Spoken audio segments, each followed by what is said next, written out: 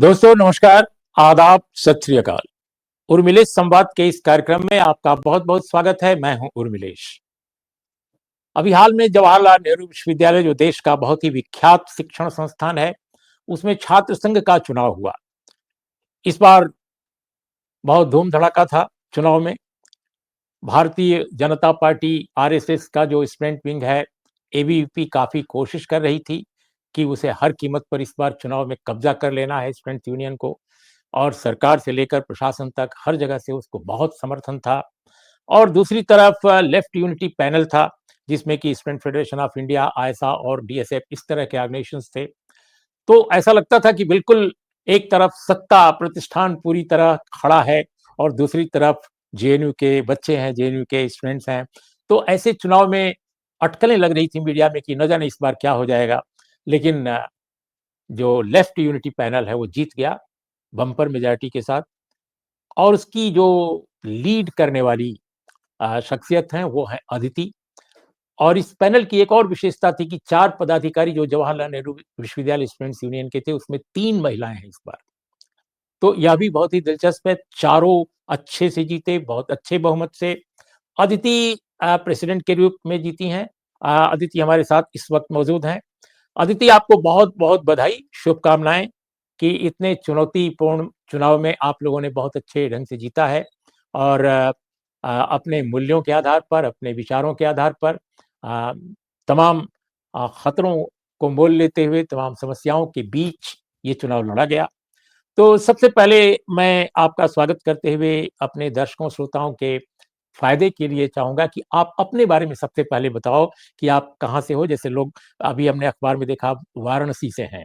आपने वाराणसी के बाद बीएचयू के बाद आपने पौंडीचेरी से कुछ किया, फिर इसके बाद जेएनयू आई। तो बिल्कुल संक्षेप में अपने अपने परिवार के बारे में बताइए कि कैसे आपका छात्र राजनीति में कैसे प्रवेश हुआ। लोग पढ़ाते हैं अपने बच्चों को, खासकर ईस्टर्न यूपी में, कि वो आईएएस बनेंगे, खासकर जब दिल्ली भेजते हैं कि भाई आईएएस बनना है।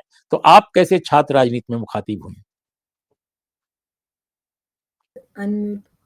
Am I audible? या तो हाँ, मेरे पापा फौज में थे, रिटायर हुए हैं और सिपाही से भर्ती हुए थे और सूबेदार मेजर से रिटायर हुए। और उसके बाद तो मेरी प्राइमरी स्कूलिंग जो है तमाम देश के कुछ हिस्सों में, बहुत हिस्सों में नहीं, क्योंकि उसके बाद उन्हें वो यूनाइटेड नेशन के ओर से वहाँ पे जो पीस कीपिंग सर्विसेज के लिए डीआरसी जाना पड़ा था, तो हम दादा-दादी के साथ बनारस आ गए और वहाँ पे मेरी बाकी स्कूलिंग हुई क्लास 4th से पूरी स्कूलिंग। उसके बाद बीएचयू में महिला महाविद्यालय में मैंने बीए इकोनॉमिक्स ऑनर्स से किया। 3 साल वहाँ पे रही और वहाँ पे भी बहुत सारी चीज़ें, उस समय फैकल्टी ऑफ आर्ट्स और फैकल्टी ऑफ सोशल साइंसेज़ में अगर एंट्रेंस एग्ज़ाम में आपका पहला दर्जा भी आता है, तो आप फैकल्टी में नहीं पढ़ सकते थे। उस समय को-एजुकेशन नहीं था वहाँ पे, लड़कियाँ महिला महाविद्यालय में ही जाती थी। और मैं तो डे स्कॉलर थी, मेरी तमाम जो दोस्त थे, उनकी बातें हम सुनते थे कि किस तरीके से 8 बजे का कर्फ्यू टाइमिंग होता था और रोज़ाना अटेंडेंस होता था। और आज भी जो मैं वहाँ के साथियों से मिलती हूँ, तो पता चलता है कि आज भी अ, खैर 2017 में एक बहुत बड़ा आंदोलन वहाँ की महिलाओं ने किया था। वो आंदोलन सितंबर 2017 का था, जब प्रधानमंत्री तक आए, लेकिन उनको बीएचयू में छात्रों ने घुसने नहीं दिया, क्योंकि एक एक स्टूडेंट के साथ सेक्सुअल हैरेसमेंट हुआ रोड पे और कोई जवाबदेही नहीं दी गई। उल्टे उससे पूछा जा रहा था, शाम के 6 बजे वो निकली थी और पूछा जा रहा था, इस समय तुम कर क्या रही थी वहाँ पे? तो उस लड़की ने वो आंदोलन छेड़ा, वहाँ पे वो बैठी, सिंह द्वार जिसे कहते हैं बीएचयू का, और तमाम महिलाएँ और लड़के भी बीएचयू के उस आंदोलन में उन्होंने हिस्सा लिया, लाठियाँ खाई और कर्फ्यू टाइमिंग को 8 से 10 इंक्रीज़ कराया। उसके बाद महिला महाविद्यालय की लड़कियाँ उस समय वार्डन से लेके केयर टेकर तक सब कोई स्लट शेमिंग करता था। कोई एक डिग्निटी वाली लाइफ़ लड़कियों की वहाँ नहीं थी। वहाँ खुलेआम, जैसे अभी भी एक लड़की वहाँ पे उसने अपनी जान दे दी, क्योंकि प्रिंसिपल जो थी उन्होंने कहा कि महिला महाविद्यालय इधर है और सर सुंदरलाल हॉस्पिटल जो है बहुत बड़ा पूर्वांचल के लिए वो हॉस्पिटल है, वो रोड के उस तरफ है, लेकिन एक मेल गार्ड उसको उठाकर वहाँ नहीं ले जा सकता। इसलिए उस लड़की को वहाँ पे पड़े रहने दिया गया और उसने अपनी जान दे दी। और वैसे ही आज भी और पहले उससे ज़्यादा जो एक संकुचित मानसिकता के लोग वहाँ पे जो प्रोफ़ेसर्स जिन्हें हम देखते थे कि शायद ये महिला महाविद्यालय है, यहाँ पे फीमेल प्रोफ़ेसर्स हैं हमारी, हम इंस्पायर होते थे उनसे कि वो पढ़ाती हैं, खुद की गाड़ियों से आती हैं, सोशियोलॉजी, पॉलिटिकल साइंस, इकोनॉमिक्स पढ़ा रही हैं, लेकिन कोई डिग्निटी नहीं थी उन्हें ये लगता था कि हम एक डिग्री लेंगे और शादी कर लेंगे। वहाँ से फिर वो आंदोलन बहुत इंस्पायरिंग था कि इनफैक्ट वहाँ पे लड़कियों को नॉन-वेज खाना नहीं अलाउड था उस समय तक। लड़के खा सकते थे, लड़कियाँ नहीं खा सकती थी क्योंकि संस्कृति का ठेका पूरा उनके हाथों में है। उस आंदोलन के बाद वो भी बदला। ये सारी चीज़ें वहाँ से देखकर जब मैं पौंडीचेरी यूनिवर्सिटी गई, जहाँ पे मैंने एमए किया है साउथ एशियन स्टडीज़ में, वहाँ का क्योंकि वहाँ पे एक लेफ्ट और अम्बेडकराइट पॉलिटिक्स भी वहाँ पे ज़्यादा हावी थी। उस वजह से वहाँ पे जेंडर डिस्कोर्स, क्वेयर डिस्कोर्स या एंटी कास्ट डिस्कोर्स जो था वो काफ़ी स्ट्रॉन्ग था। वहाँ पे वो तमाम बातें जो हम शायद सुनते थे या फेमिनिज़्म जो वर्ड वहाँ शायद बीएचयू में एमएमवी की लड़कियाँ अपना नहीं पाती थी उस तरीके से, वो पौंडीचेरी में जाकर हमने देखा कि वार्डन कौन है? हम इंतज़ार करते रहे, कल्चरल शॉक लगा कि यहाँ पे कोई आ नहीं रहा है ये कहने कि इतने बज गए हैं, अब कमरे के अंदर जाओ।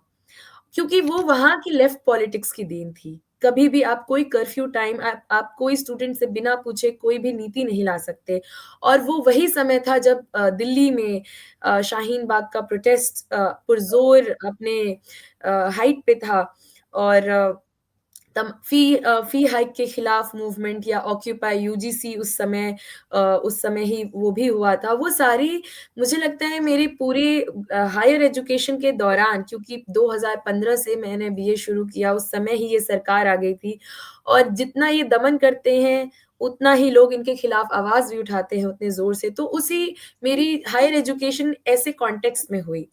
तो वहाँ भी वो एक समझ आई कि एक ऐसी दुनिया भी हो सकती है, जहाँ पे हर जेंडर के, हर सेक्स के, हर रिलिजन, हर कास्ट के लोग, हर रीजन के लोग बैठकर बात कर सकते हैं और इक्वालिटी के तहत रह सकते हैं। और कॉन्स्टिट्यूशन की भी कीमत वहीं पे समझ में आई कि इतनी डाइवर्सिटी के कारण भी हम सब साथ में हैं, ये कॉन्स्टिट्यूशन की देन है। फिर जेएनयू आए और जेएनयू आना मुझे लगता है आज भी जब लोग कहते हैं कि डेमोग्राफी बदल रही है और ऐसे स्टूडेंट्स आ रहे हैं जो पॉलिटिकली एक्टिव नहीं रहना चाह रहे। बेशक जिस सरकार के अंदर हम रह रहे हैं वो ऐसी है कि लोगों को डर लगता है। लेकिन फिर भी आप बीए और एमए फर्स्ट ईयर के स्टूडेंट से बात करेंगे, उनके पास सवालों का ढेर है। वो आपकी सिर्फ़ एक तरफ़ा बात सुनने में यकीन नहीं रखते हैं, वो आपसे बैठकर बहुत प्यार से, बहुत इज़्ज़त से सवाल करते हैं कि आप ये सोचते हैं तो इस बारे में क्यों नहीं सोचते हैं? इस मुद्दे पे बात करते हैं और उतनी रिस्पेक्ट से वो जवाब भी सुनते हैं। तो आज भी जेएनयू जिस तरीके से था, आज भी जब स्टूडेंट्स आते हैं जेएनयू में, तो वो वही नज़रिया लेकर आते हैं कि हमें यहाँ पढ़ना है।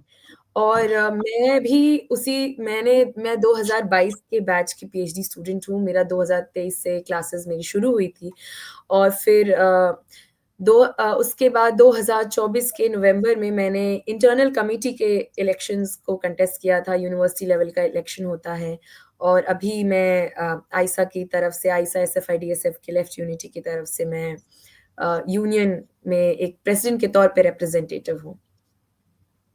तो आप का इस तरह से जो एक विकास या यूं कहा जाए इस तरह से आप निर्मित हुई बीएचयू से पांडिचेरी, पांडिचेरी से जेएनयू, तो उसमें आपके जो माता पिताजी हैं या घर के और लोग हैं जो पूर्वांचल की पृष्ठभूमि से हैं और आप स्वयं बता रही हैं कि वहाँ वे इश्यूज, वे मूल्य जो आपने पांडिचेरी में महसूस किए, जिनसे आपको आगे और बढ़ने का मौका मिला, उनके और आपके बीच में कोई कॉन्ट्रडिक्शन तो नहीं दिखता, या कोई वो रोकते तो नहीं है कि तुम ये क्या कर रही हो, तुम्हें तो पीएचडी करके प्रोफेसर बनना है या आईएएस बनना है, ये क्या है आप जो नारे लगाती हैं कभी कभी, तो वो देखते होंगे आपकी तस्वीरें, और यूनियन के चुनाव के दौरान तो आपके पिताजी, आपके माताजी सबने देखा होगा, तो वो क्या कहते हैं आपके बारे में? मैं जो भी बोल पाती हूँ, सोच पाती हूँ, उसका बिल्कुल योगदान मेरे माँ-बाप का ही है कि उन्होंने मुझे बहुत ही सपोर्ट किया हमेशा, कभी भी मेरी आवाज़ मुझे कभी भी चुप रहने को नहीं कहा। मेरी बातें हमेशा से मैंने जैसा कि बताया मेरे पिताजी मेरे साथ नहीं रहते थे, छुट्टियों में आते थे कभी-कभी, तो उनका एक ही काम रहता था कि वो मेरे साथ बैठकर सिर्फ़ मेरी बातें सुनते थे स्कूल में या मैंने कौन-सी किताबें पढ़ ली।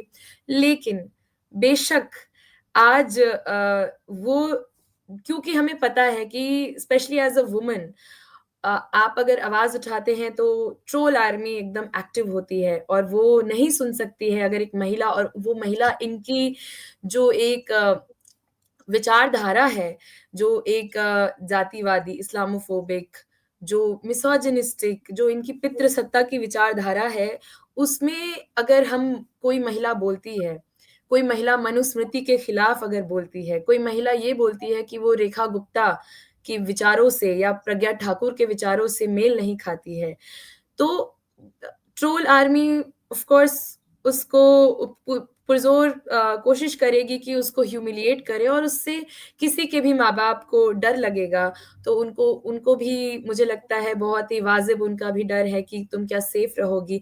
और जेएनयू के बारे में जो अफ़वाहें हर जगह फैलाई गई हैं 1 दशक से, उससे भी अभी भी हम जब कभी भी बहुत सारे स्टूडेंट से बात करते हैं कि आइए प्रोटेस्ट क्योंकि देखिए, हम स्टूडेंट्स या किसान या कोई भी आंदोलन करता है, हमारी संख्या ही हमारे पास ताकत है, हमारा यूनियन, हमारा संगठन ही। हमारे पास गोलियाँ और लाठियाँ नहीं हैं। हम जितनी संख्या में जाएँगे, लड़ेंगे, उतना ही हम अपनी बात मनवा पाएँगे, उतना ही हम उनकी दमनकारी नीतियों की खिलाफत कर पाएँगे। तो वहाँ पे आज भी जब हम जाते हैं, तो लड़कियाँ ये जो आपने बात कही, लड़कियाँ कहती हैं कि घर से मना है। और हम समझ रहे हैं और बिल्कुल मेरे माँ-बाप भी उसी डर से गुज़र रहे हैं, अभी भी गुज़र रहे हैं। लेकिन ये भी बिल्कुल कहूँगी कि बोलना और मेरी बातों को सुनना और ये कॉन्फिडेंस दिलाना कि मेरी बातों में वज़न है, मेरी बातें ज़रूरी हैं, वो उसका श्रेय मैं अपने माँ-बाप को ही दूँगी। माताजी क्या करती हैं? वो होम मेकर है। ओके, लेकिन वो आपकी बातों से सहमत हैं। मैं पूरी तरह मैं ईमानदारी से बोलूँ तो मेरे भाषण का कुछ हिस्सा बहुत लोगों को नहीं पसंद आया, तो वो मेरे माँ-बाप को फ़ोन करके परेशान भी किया जा रहा है कि आपकी बेटी ये क्या बोल रही है। अच्छा। लेकिन हाँ। हुँ, क्या कर सकते हैं उसके लिए? सबकी अपनी पॉलिटिक्स होती है और हम ज़रूरी नहीं है कि वही सोचें जो हमसे पहले आने वाले लोग सोचे हैं। हुँ, अगर इतनी मेहनत से वही मैं कहती हूँ कि इतना अगर आपने मुझे पढ़ाया-लिखाया है, तो मेरे विचारों में थोड़ा तो फ़र्क आएगा। या हुँ। तो अभी जो प्रेसिडेंट आप बनी हैं, स्पेंसी यूनियन की, अभी आपके हिसाब से एक आपकी यूनियन को या छात्रों को जेएनयू के सबसे बड़ी 2 समस्याएँ इस समय कैंपस में क्या हैं? सबसे बड़ी 2 चुनौतियाँ? 2 चुनौतियाँ ओके सो मुद्दे बहुत बड़े बहुत लंबी एक लिस्ट है मुद्दों की, लेकिन आपने 2 चीज़ें जो अभी एकदम बहुत अर्जेंट जो हमारे सामने एक कंसर्न है कि पिछले यूनियन में ही अ अचानक से पिछले यूनियन में क्या हुआ कि लाइब्रेरी में अ, कुछ कास्टिस्ट स्लर्स लिखे गए जिसमें कास्टिस्ट और मिसोजिनिस्ट अ अ, चमार कम्युनिटी के बारे में कुछ चीज़ें लिखी गई वहाँ पे और वो कैमरा में कैद हुआ है कि किसने लिखा है और तमाम जो संगठन हैं और यूनियन भी जाके उस इंसान के ऊपर जो है कार्रवाई हो ये इंश्योर हुआ है। उसको उस माहौल को इस्तेमाल करके जो एडमिनिस्ट्रेशन है लाइब्रेरी का उसने वहाँ पे सर्विलांस सिस्टम इंस्टॉल करना चाहा। और ये हमारा ये कंसर्न है कि जेएनयू एक बहुत ही बेहद डेमोक्रेटिक स्पेस है, जहाँ पे हर हॉस्टल का इलेक्शन होता है, हर क्लासरूम के representatives, SFC, student faculty coordination committee होती है, उसमें जाते हैं, काउंसलर्स हर स्कूल लेवल पे होते हैं, और फिर president, vice president, general secretary, joint secretary होते हैं। हमसे बिना पूछे लाइब्रेरी जो स्टूडेंट का ही स्पेस है, स्टूडेंट्स या के लिए है, आप कैसे जाके कुछ भी वहाँ पे लगा सकते हो हमसे बिना पूछे? और जब प्रोटेस्ट किया जाता है, रोकने को बोला जाता है, तो हमारी बात नहीं मानी जाती, हमसे बात की नहीं जाती है। हमारे उस समय जो यूनियन के प्रेसिडेंट थे, कॉमरेड नीतीश, कॉमरेड मनीषा और कॉमरेड मुंतहा थी वहाँ पे, उनसे बात करना उनको सही नहीं लगता है। वो पुलिस बुलाते हैं कैंपस में, पुलिस के दम पे वो सर्विलांस सिस्टम इंस्टॉल करने की कोशिश करते हैं। जबकि आप देखिए कि ऑलरेडी एक स्कैनर वहाँ लगा है, जहाँ पे आप अपना कार्ड ले जाते हो और अंदर जाते हो। लेकिन ये आपने ये सर्विलांस सिस्टम किससे खरीदा है? उसके पीछे आपने कितने का खरीदा है? ये सारी बातें, और आप क्यों अचानक से आपको कैसे लगा कि ये लगाना चाहिए बिना पूछे, और पुलिस को बुलाते हो आप, पुलिस के दम पे भी। लेकिन कॉमरेड मणिकांत और कॉमरेड नीतीश ने वहाँ पे अपने शरीर पे ज़ख्म लेते हुए वो रोका। उन पे फाइन 20,000 का फाइन, आउट ऑफ बाउंड्स और रेस्ट्रिक्शन आया। तब वीसी कहती हैं कि हम एक कमिटी का गठन करेंगे, और उस कमिटी का रिपोर्ट जो होगा उसके बाद फैसला लिया जाएगा। और देखते हैं हम कि जब इलेक्शन की प्रक्रिया चल रही थी, उसमें इलेक्शन कमिटी को जब हैंडओवर करता है यूनियन अपना पावर, और यूनियन केयर टेकर हो जाता है और मॉडल कोड ऑफ कंडक्ट लगता है, तो एक एक छोटा-सा स्लिप भी निकालने के लिए ईसी से परमिशन लेनी होती है। तो उस दौरान आप देखिए, इनका इससे इनकी मंशा समझ में आती है कि जब प्रोटेस्ट हम नहीं कर सकते, कुछ नहीं कर सकते हैं, तो ये जाके वहाँ पे सर्विलांस सिस्टम जिसमें फेशियल रिकॉग्निशन है, वो जाके वहाँ पे लगाते हैं।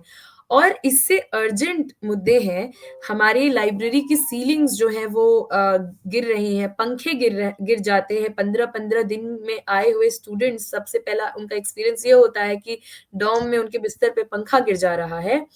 जर्नल्स की बात, बेसिक जेस्टोर का एक्सेस नहीं है हमारे पास, वो इनके लिए अर्जेंट मुद्दा नहीं, उनके लिए अर्जेंट मुद्दा था ये फेशियल रिकॉग्निशन लाना। और ये कोई सिर्फ वहाँ पे नहीं रुकेगा, ये हमें पता है। ये यहाँ पे महिलाओं की मोबिलिटी का सवाल है, कल को ये लाइब्रेरी बंद करेंगे, बोले कई बार इन्होंने कोशिश की है कि लाइब्रेरी सिर्फ 8 बजे तक खुली रहे या 10 बजे तक, और स्टूडेंट्स जाके वहाँ पे प्रोटेस्ट किए हैं। ये उसको भी खत्म करना चाहते हैं, और जब मोबिलिटी खत्म होगी, जेएनयू में कैमरे आपको बहुत ना के बराबर मिलेंगे, क्योंकि यहाँ पे ढाबे खुले रहते हैं रात भर, लाइब्रेरी खुली रहती है, ये चलता-फिरता कैंपस है पूरे 24 घंटे। उस वजह से हम एक-दूसरे को महफ़ूज़ रखने की ज़िम्मेदारी लेते हैं। हम एक-दूसरे की निगरानी में रहते हैं, किसी कैमरे की निगरानी में नहीं रहते हैं, जिसका काम है सिर्फ़ सबूत इकट्ठा करना, और घटना घटित हो जाए उसके बाद एक्शन लेना। हम जेएनयू का जो मॉडल, जीएस कैश का मॉडल था, वो ये समझता था कि हमें एक ऐसा कैंपस का निर्माण करना है, जहाँ ऐसी घटनाएँ हो ही ना। तो ये जब लाइब्रेरी बंद होगी, महिलाओं के ऊपर कर्फ्यू टाइमिंग्स लगेंगे, और फिर महिलाओं पे जो हिंसा है वो बढ़ेगी। तो पहले तो हमें इस सर्विलांस सिस्टम के खिलाफ काम या करना है। उसके बाद मुझे जो मेजर मुद्दा वही है कि इतने सारे मुद्दे हैं कि अ, उसमें से एक कौन-सा ज़रूरी है, जैसे तमाम जो एमसीएम की एक जो पॉलिसी जेएनयू में रही है, उसको बढ़ाने की हम बात करते हैं, और ये उसको हमारे पीठ पीछे घटाने के लिए कमिटी का गठन करते हैं। इससे पहले वाले यूनियन ने उस कमिटी को खारिज करवाया है, हमें उसकी बात आगे ले जानी है। लेकिन उससे ज़्यादा एमसीएम ज़रूरी, एमसीएम आप स्कॉलरशिप की बात कर रही हैं? तो यहाँ पे मेरिट हुँ, कम मीन्स कम मेरिट एक स्कॉलरशिप मिलता है, और वो जो जो फाइनेंशियली वीकर बैकग्राउंड के स्टूडेंट्स होते हैं उनको मिलता है, और वो बेसिकली होता है मेस बिल को कॉम्पेंसेट करने के लिए। राइट। वहाँ पे क्या होता है, ये हमेशा से 2000 नहीं था, पहले 1000, 1200, 1500, फिर 2000 किया गया, और अब हम चाहते हैं कि मेस बिल 35 से 38, कहीं-कहीं 4000 भी पहुँच जाता है, तो कम से कम 5000 हो एमसीएम। तो कॉमरेड धनंजय का जब यूनियन था तो वीसी ने ये माना, लिखकर उन्होंने दिया कि ठीक है, एमसीएम एक ज़रूरत है, राइट टू एजुकेशन, एक अफोर्डेबल एक्सेसिबल एजुकेशन के लिए। लेकिन उसके बावजूद ये हमसे जब वादा, ये इन्होंने कहा कि अगर सरकार 6 करोड़ रुपए हमें सालाना दे तो हम बढ़ा सकते हैं। लेकिन आप देखिए कि बेटी बचाओ बेटी पढ़ाओ में इतना पैसा ये खर्च कर सकते हैं उसके प्रचार के लिए, उसमें से अगर 6 करोड़ रुपए दे देते तो कितनी बेटियां आराम से पढ़ पाती। लेकिन वो नहीं करते हैं, उसके बावजूद वीसी एक कमिटी का गठन करती है, रैशनलाइजेशन कमिटी कहती है। और उसमें इनका मंशा ये रहता है कि उसका या तो एलिजिबिलिटी क्राइटेरिया को नैरो डाउन किया जाए ताकि कम लोगों को मिले, या अमाउंट कम किया जाए, जो भी है। इन ये मानने को पहली बात तैयार नहीं हो रहे थे कि इन्होंने ऐसा कुछ किया है। हंगर स्ट्राइक पे बैठा था यूनियन और उसने पहले मनवाया कि आपने हमारे पीठ के पीछे ये काम किया है, और फिर उसको रद्द कराया उस कमिटी को। तो अभी उसकी भी लड़ाई है क्योंकि बहुत सारे लोगों के लिए एमसीएम ज़रूरत होती है। उसके बाद एक मुझे जो लगता है मेरे लिए पर्सनली और इस कैंपस की महिलाओं के लिए जो सबसे ज़रूरी मुद्दा होगा वो जीएस कैश का मुद्दा होगा। पिछले बार इंटरनल कमिटी का इलेक्शन हम 2017 से इंटरनल कमिटी के इलेक्शन को बॉयकॉट कर रहे थे, और लेकिन हमने देखा कि हिंसा बढ़ रही है, ना ही सिर्फ जेएनयू में, देश में। और एक इम्प्यूनिटी बढ़ रही है कि आप कुछ भी कर सकते हैं, लेकिन अगर आप एक पावर पोजीशन से आते हैं तो आप पे कोई एक्शन नहीं लिया जाएगा। और फिर हम विदेश में भी देख रहे हैं, चाहे जिजेल पेलिको का या एप्स्टीन फाइल्स का जो केस है, तो पूरा एक माहौल है। उस कॉन्टेक्स्ट में फिर हम आईसी इलेक्शन लड़ते हैं, लेकिन वहाँ से हमें फिर भी हम वहाँ पे एक अर्जेंट बेसिस पे सर्वाइवर्स को सपोर्ट सिस्टम देने के लिए वहाँ पे गए हैं अंदर। लेकिन हमें जीएस कैश अपना वापस चाहिए, जो एक मॉडल संस्था था, जिसकी दुहाई सरकार के बनाए हुए सक्षम रिपोर्ट ने दी है, और सिर्फ इंडिया नहीं पूरे साउथ एशियन सबकॉन्टिनेंट में उसकी बात चलती है। वो जेएनयू का ऐसा बेहतरीन मॉडल रहा है, तो हमें अपना जीएस कैश वापस चाहिए। उसकी एक बड़ी लड़ाई के लिए हम तैयार हैं। कि जो एडमिशन पॉलिसी है, जो फैकल्टी रिक्रूटमेंट्स है, इन चीजों में जो एक बदलाव आया है, वो कितनी बड़ी परेशानी आप लोगों के लिए है? फैकल्टी का पहले ही बात करके खत्म कर देते हैं कि फैकल्टीज को भी पता है कि किस तरीके से वो रिक्रूट होकर आ रहे हैं, और बहुत दुख के साथ कहना पड़ रहा है कि उन्हें कोई तकलीफ भी नहीं है इस बात से कि वो स्टूडेंट्स को उनके सिलेबस में, स्टूडेंट्स को उनके पढ़ाने के तरीके में कोई इंटरेस्ट नहीं है। और उसके वजह से हम देखते हैं पिछले यूनियन में, एसआईएस से हूँ मैं, स्कूल ऑफ इंटरनेशनल स्टडीज से, स्टूडेंट्स को प्रोटेस्ट करना पड़ा कि जेएनयू में जो एक रवायत रही है कि आपके कुछ कोर कंपल्सरी कोर्स होते हैं, उसके बाद आप दूसरे दूसरे स्कूल से अपनी मर्जी से, अपनी पसंद से जो है ऑडिट या क्रेडिट कर सकते हैं कोर्स। लेकिन हम देखते हैं कि उस समय जो था, उस समय के जो प्रोफेसर्स रहे हैं, उनकी क्लास में शायद बैठने के लिए जगह नहीं होती थी। लेकिन अब जो प्रोफेसर्स आ रहे हैं, उनको अपने क्लास में स्टूडेंट्स को बिठाने के लिए ज़बरदस्ती करनी पड़ रही है, कंपल्सरी अटेंडेंस की पॉलिसीज़ लानी पड़ रही है, धमकियाँ देनी पड़ रही हैं, और यहाँ तक कि ये कहना पड़ रहा है कि आप जो है ऑडिट या क्रेडिट सिर्फ़ उसी स्कूल के कोर्स से कर सकते हैं, ताकि स्टूडेंट्स को मजबूरी हो इनके क्लास में बैठना। तो ये खुद जानते हैं कि students are not interested in the way they are teaching and the things they are teaching. Even I would say here कि even if there are professors जो मान लीजिए राइट विंग के हैं, आप उनकी क्लास में सोचेंगे कि चलो आज हम सावरकर को ही पढ़ लेते हैं, गुलवालकर को ही पढ़ लेते हैं, वो उसे भी ढंग से नहीं पढ़ा सकते हैं। तो ये उन्हें भी पता है कि वो अपने ही आइडियोलॉग्स का जो चीज़ें हैं उसे भी हमारे सामने नहीं रख सकते हैं। वो अपनी भी अंडरस्टैंडिंग जो है उनकी, वो अगर नेशनलिज्म की बात करते हैं, तो वो अपनी आइडियोलॉजी को प्रेज़ेंट नहीं कर पाते हैं। वो वही व्हाट्सएप फॉरवर्ड जो हम पढ़ सकते हैं अलग-अलग जगहों पे, वही चीज़ें बोलकर आप उनसे सवाल नहीं पूछ सकते हैं, क्योंकि सवाल तब पूछेंगे जब वो जवाब दे पाएँ। तो उन्हें भी पता है कि उनको पढ़ाने में कोई इंटरेस्ट नहीं है। वो यहाँ पे एक पॉलिटिकल मिशन पे आए हैं जिसके तहत वो स्टूडेंट्स को धमकी दे सके, थ्रेटन कर सके, और उनकी ज़बान भी ऐसी ही होती है कि हम ज़्यादा क्रांतिकारी लोगों को ठीक करना जानते हैं। ये सब क्लासेस में कहा जाता है, ज़्यादा आंदोलनकारी मत बनो, और भी ऐसी चीज़ें कही गई हैं क्लास में जो कि मैं यहाँ पे कहना नहीं चाहूँगी। और और जब हम बाकी जो एडमिशन्स की बात करेंगे तो बेशक हम देखते हैं कि आजकल जो परंपरा चल गई है पैर छूने की, कि कौन कितना पैर छू सकता है किसका। ये चला है दिन भर आप प्रोफ़ेसर के केबिन में बैठे रहो एडमिशन पाने के लिए। जिनको वो प्रोफ़ेसर्स पीएचडी में एडमिशन नहीं दे पाते हैं, उनके लिए नए-नए रिसर्च असिस्टेंट्स के लिए पोस्ट निकलते हैं। उनको 2 दिन में वो निकलेगा एडवर्टाइज़मेंट निकलेगा उस पोस्ट के लिए और वो भर भी जाएगा। तो ये सारी चीज़ें हो रही हैं और प्रॉपर सबको पता है कि जिस तरीके से दिल्ली यूनिवर्सिटी में एडमिशन हुआ करते थे कि 1-1 मिनट में आपका वाइवा लेकर उनको पता है किसको लेना है, यहाँ पर भी एक लिस्ट आती है, उससे एडमिशन होता है। तो उस लेकिन जब हम नेट और सीयूईटी की बात करते हैं, हम जेएनयूई की माँग कर रहे हैं कई साल से क्योंकि जेएनयूई जो एक एक और नैरेटिव फैलाया जाता है कि लेफ्ट वाले जो हैं, वो नहीं चाहते हैं कि सीयूईटी हो ताकि जो हिंदी पट्टी से लोग हैं या थोड़ा रीजनल कॉलेजेस से पढ़ कर आते हैं, वो उसमें एडमिशन ना ले पाएँ। लेकिन ये एक मिथक फैलाया गया है। मुझे लगता है, जो मेरा ख़्याल है कि स्टूडेंट्स वही होते हैं। अब स्टूडेंट्स को आप पढ़ने के लिए क्या मजबूर कर रहे हैं, वही स्टूडेंट जेएनयूई होगा, तो वो जेएनयूई के तहत वो पढ़ाई करेगा। उसको सामने रख कर के हमसे ऐसे प्रश्न पूछे जाएँगे ये और ये जेएनयूई क्या है? हमारे दर्शकों श्रोताओं को बहुत संक्षेप में समझाइए। ओके, तो जेएनयू का एंट्रेंस एग्ज़ाम हुआ करता था, पहले सब्जेक्टिव हुआ करता था, जो जेएनयू का एडमिनिस्ट्रेशन खुद कराता था, बहुत कम पैसे में उसका एंट्रेंस का बहुत कम पैसा रहता था और आप किसी ये ऑल इंडिया टेस्ट था।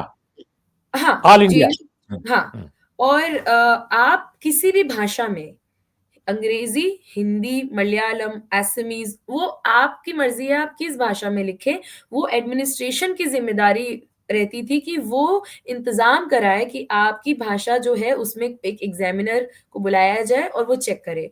तो ये एक सब हमें पता है कि अंग्रेज़ी जो है कई फर्स्ट जनरे और डेप्रिवेशन पॉइंट्स हुआ करते थे, जहाँ पे रीजन और जेंडर के बेसिस पे आप अगर बहुत रूरल रीजन से आते हैं, आपको एक्स्ट्रा पॉइंट्स मिलते थे। अगर आप महिला हैं, आपको एक्स्ट्रा पॉइंट्स मिलते थे, ताकि आपका कॉम्पिटिशन जो है, जब प्रिविलेज्ड लोगों से है, तो आपको उसमें थोड़ी सहूलियत मिले और तब उसके तहत आप आते थे। किसी भी भाषा से यहाँ का जो सोच था, वो यही था कि अंग्रेज़ी सबकी और बहुत कम लोगों की फर्स्ट लैंग्वेज होती है, तो आप किसी भी भाषा में लिख सकते थे। तो और स्टूडेंट्स वही पढ़कर वही स्टूडेंट्स आते थे। मैं ऐसे तमाम लोगों को जानती हूँ जिन्हें अंग्रेज़ी नहीं आती थी। वो जेएनयू आके सीखे हैं अंग्रेज़ी और बहुत बेहतर कर रहे हैं अपने करियर में। आज जब मैं अपनी वो बात पूरी करती हूँ कि जब जेएनयूई रहा करता था, वही स्टूडेंट्स वो जेएनयूई के लिए पढ़कर आते थे, मेहनत करके आते थे। अगर उसी स्टूडेंट को आप मजबूर करेंगे सीयूईटी पढ़ने के लिए, उसका जो सिलेबस होता है, तो उस स्टूडेंट की गलती नहीं है। आप उसको तो एग्ज़ाम देकर आना है। अगर मैं ही जेएनयूई के लिए जो पढ़ी, वो मैं नेट के एग्ज़ाम के लिए नेट का जो एग्ज़ाम होता है उसका सिलेबस जो अगर मुझे ये नहीं पूछा जाएगा कि प्लेटो क्या लिखते हैं अपनी किताब में मुझसे ये पूछा जाएगा कि किस साल में लिखते हैं, तो मैं वही पढ़ूँगी ना क्योंकि तो स्टूडेंट्स की गलती नहीं है मुझे लगता है। ये एडमिनिस्ट्रेशन है, जो सरकार है उनको मजबूर कर रहा है कि अपना वक़्त तुम अंदर की भीतर सब्सटेंस पढ़ने में ना दो, तुम तारीख रटने में दो। तो स्टूडेंट्स वही हैं, सरकार उनको मजबूर कर रही है। अब उसके बाद जब हम बात करते हैं वाइवा जब ये नेट के थ्रू रिसर्च का आ गया तो उसमें काफ़ी जगह सिर्फ़ जेआरएफ पे सीट्स आ रही हैं और अगर नेट का भी होता है तो हम देखते हैं कि 15% होना चाहिए। ये रिकमेंडेशन है 15% सिर्फ़ वाइवा का वेटेज होना चाहिए और उसके लिए लड़ाई भी लड़ी जा रही है, लेकिन 30% है। अपने कंट्रोल में ये लोग रखते हैं और अब जब ये नेट के थ्रू जब एग्ज़ाम हो रहा है, तो उसमें परसेंटाइल उसका कैलकुलेट किया जाता है। तो मान लीजिए किसी एक्स व्यक्ति का मार्क्स 98 है और किसी वाई व्यक्ति का 87 है, उसको परसेंटाइल से इस तरह कर दिया जाएगा कि दोनों में पॉइंट्स का अंतर होगा। फिर पूरा पावर जो है, वो एग्ज़ामिनर के हाथ में आता है, वो कितना वाइवा में मार्क्स देगा। तो इस तरह से ये किया जा रहा है कि आप अगर किस आइडियोलॉजी से हैं, आपको उस तरीके से भर्ती मिलेगा। और तो उसमें भी, और उसके बाद वहाँ खत्म नहीं होता है।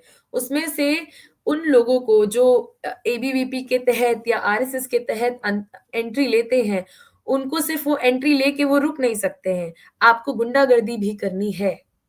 आपने जो वो पूछा वो बात कि इस तरीके का माहौल क्यों है, तो आपको हर वक़्त ये जो पॉलिटिक्स हो जाता है परफॉर्मेंस का, कि आपको वो नफ़रती नारे लगाने हैं।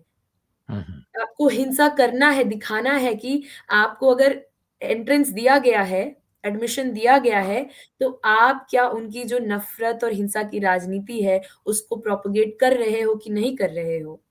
तो आपकी बात जो मैं समझ पाया, और या हमारे दर्शक और श्रोता भी जो समझ पाए होंगे, कि वो कि कहीं न कहीं सत्ता प्रतिष्ठान जो जेएनयू से बाहर का है, यानी पूरे देश का है, वहां से कुछ ऐसा चल रहा है कि जेएनयू में इसके बेसिक जो कैरेक्टर इस यूनिवर्सिटी का रहा है कि प्रतिभाशाली छात्र, चाहे वो केरल के हों या झारखंड के हों, मणिपुर के हों या कश्मीर के हों, हर जगह के प्रतिभाशाली छात्र, चाहे उनको अंग्रेजी बहुत अच्छी आती हो या नहीं आती हो, वे आए, एक दूसरे से जुड़ें, रिसर्च करें और फिर आगे बढ़ें।